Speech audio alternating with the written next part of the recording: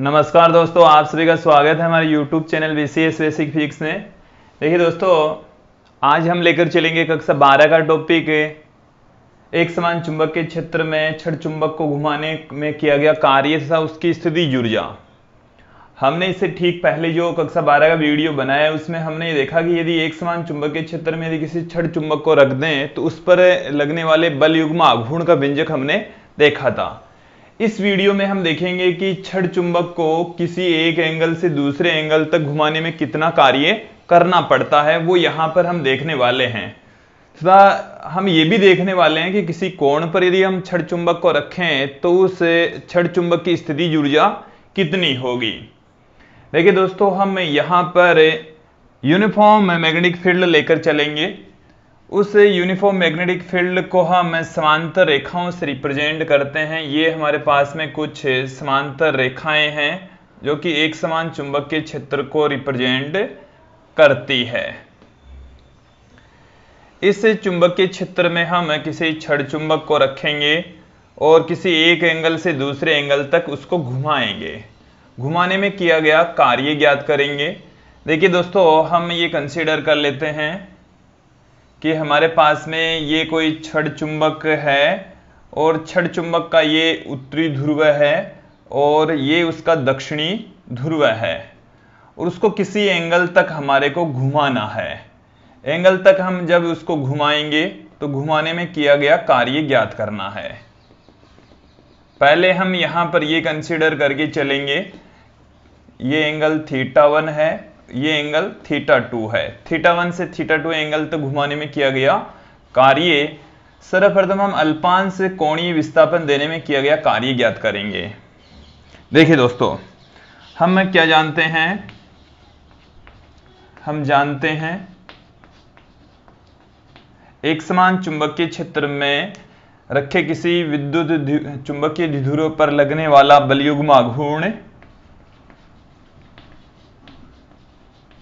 एक समान चुंबकीय क्षेत्र में रखे छड़ चुंबक पर बल युग्म आघूर्ण। एक समान चुंबकीय क्षेत्र में रखा कोई छड़ चुंबक है या चुंबकीय द्विध्रुव है तो उस पर लगने वाला जो चुंबकीय द्विध्रुव आघूर्ण बल युग्म आघूर्ण है tau equal to M B sine theta होता है। दोस्तों, इसको हम दे देंगे समीकरण 1। अब यहां पर हम छड़ चुंबक को अल्पांश कोणीय विस्थापन देने में किया गया कार्य ज्ञात करेंगे और जो कार्य है वो देखिए किस तरीके से पुट करेंगे। छड़ चुंबक को अल्प कोणीय विस्थापन देने में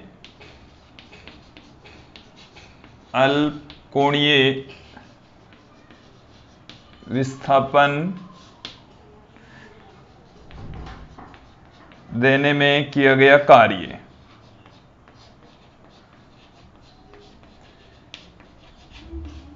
देखिए दोस्तों, यदि हम किसी छड़ चुंबक को एक समान चुंबक के क्षेत्र में रख दें तो उस पर बल युग्म आघूर्ण एम बी साइन थीटा लगेगा और जब उस छड़ चुंबक पर बल युग्म आघूर्ण लगेगा तो वो छड़ है वो अपनी स्थिति से थोड़ी सी घूमेगी, घूर्णन गति करेगी और घूर्णन गति करवाने में जो किया गया कार्य है वो देखेंगे। कार्य बराबर हम बल गुणा विस्थापन पढ़ते हैं जब पिंड रेखीय गति करता है और जब पिंड घूर्णन गति करता है तो बल के स्थान पर बल युग्म आघूर्ण और विस्थापन के स्थान पर कोणीय विस्थापन आ जाएगा। तो देखिए यहां से अल्प कोणीय विस्थापन यदि हम मान लें कि डी थीटा देने में किया गया कार्य, अल्प कोणीय जो विस्थापन है वो हम मान लें डी थीटा। और देखिए दोस्तों, जब छड़ चुंबक को हम अल्प कोणीय विस्थापन देते हैं तो उससे अल्प कोणीय विस्थापन देने में किया गया कार्य वो भी अल्प ही होगा। dw बराबर टो इंटू डी थीटा। इसमें हम इक्वेशन नंबर 1 को उठाकर हम यहां पर पुट कर देंगे। समीकरण 1 को उपरोक्त समीकरण में रखने पर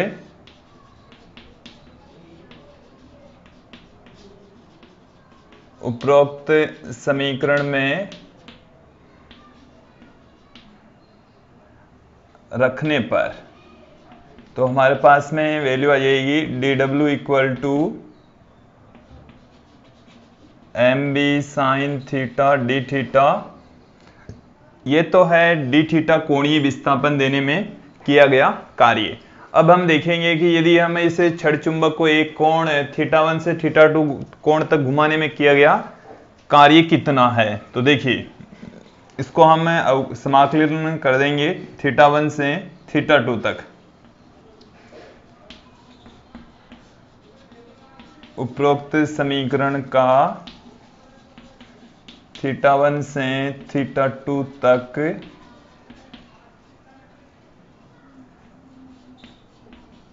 समाकलन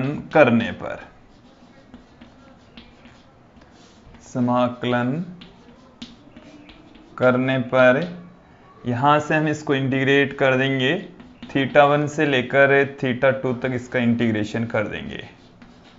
mb sine theta D theta. देखिए जब dw का इंटीग्रेशन, इसका मतलब है एक यहाँ पर है और एक का इंटीग्रेशन हो जाएगा w। यहाँ पर जो कांस्टेंट है उसको इंटीग्रेशन से बाहर पुट कर देंगे, θ1 से लेकर θ2 तक साइन थीटा रह गया। अब साइन थीटा का जो इंटीग्रेशन होता है दोस्तों वो होता है माइनस कॉस थीटा। तो mb माइनस कॉस थीटा θ1 से लेकर θ2 तक।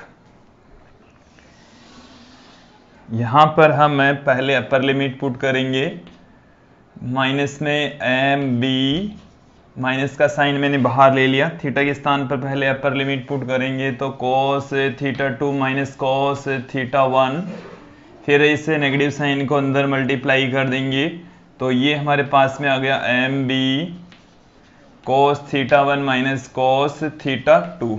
ये आ गया है दोस्तों किसी चुंबकीय द्विध्रुव को θ1 कोण से θ2 कोण तक घुमाने में किया गया कार्य। यह किसी चुंबकीय द्विध्रुव को θ1 कोण से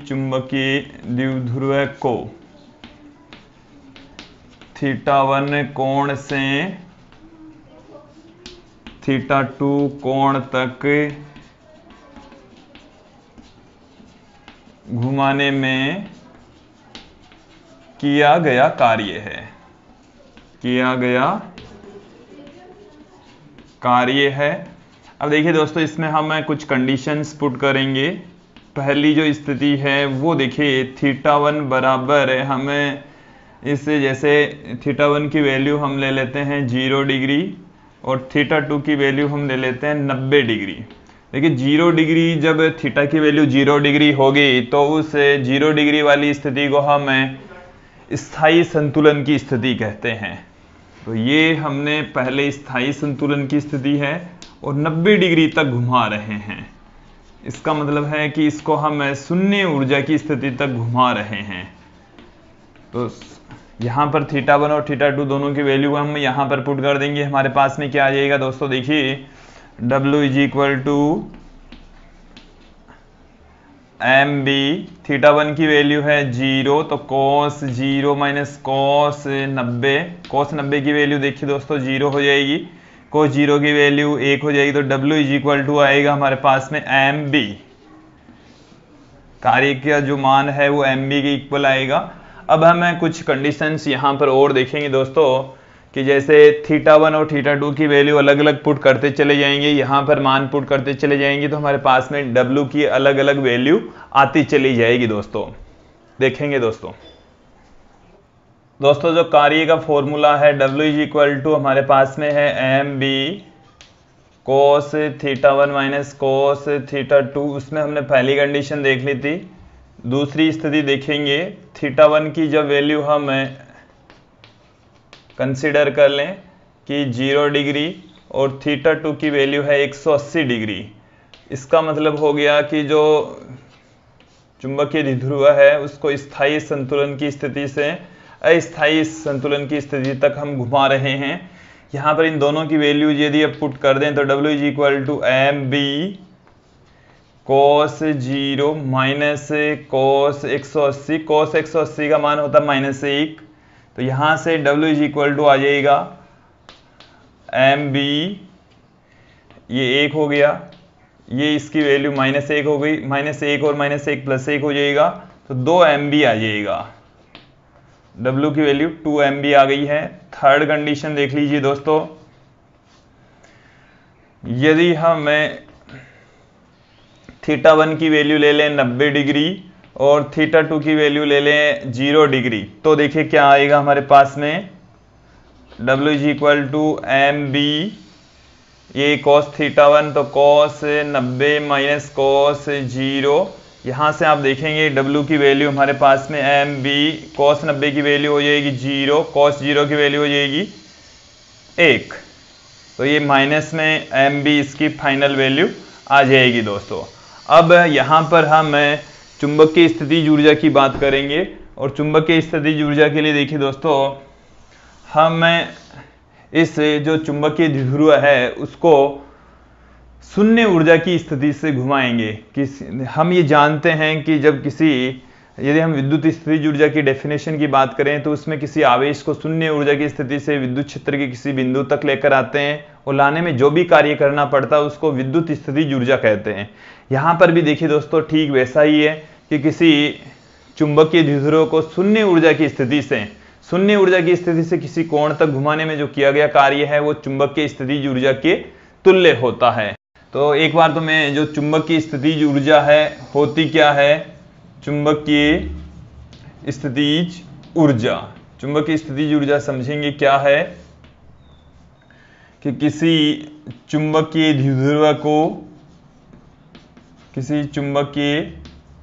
द्विध्रुव कह सकते हैं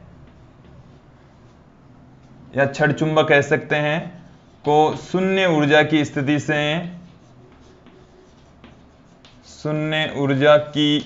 से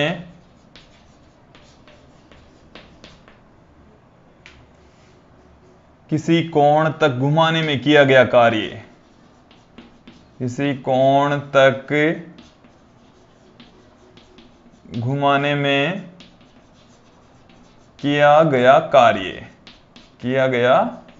कार्य चुंबकीय स्थितिज ऊर्जा कहलाता है। चुंबकीय स्थितिज ऊर्जा कहलाता है। देखिए दोस्तों, हम यहां पर जो चुंबकीय द्विध्रुव है उसको 90 डिग्री, जो शून्य ऊर्जा की स्थिति है, शून्य ऊर्जा की जो स्थिति होती है वो 90 डिग्री के कोण पर होती है। शून्य ऊर्जा की स्थिति, इसका मतलब है थीटा की वैल्यू आप लीजिए 90 डिग्री, तो उसका जो θ1 है वो तो है 90 डिग्री तक, और हम उसको घुमा रहे हैं θ2 कोण तक, मतलब किसी कोण थीटा तक उसको घुमाएंगे दोस्तों।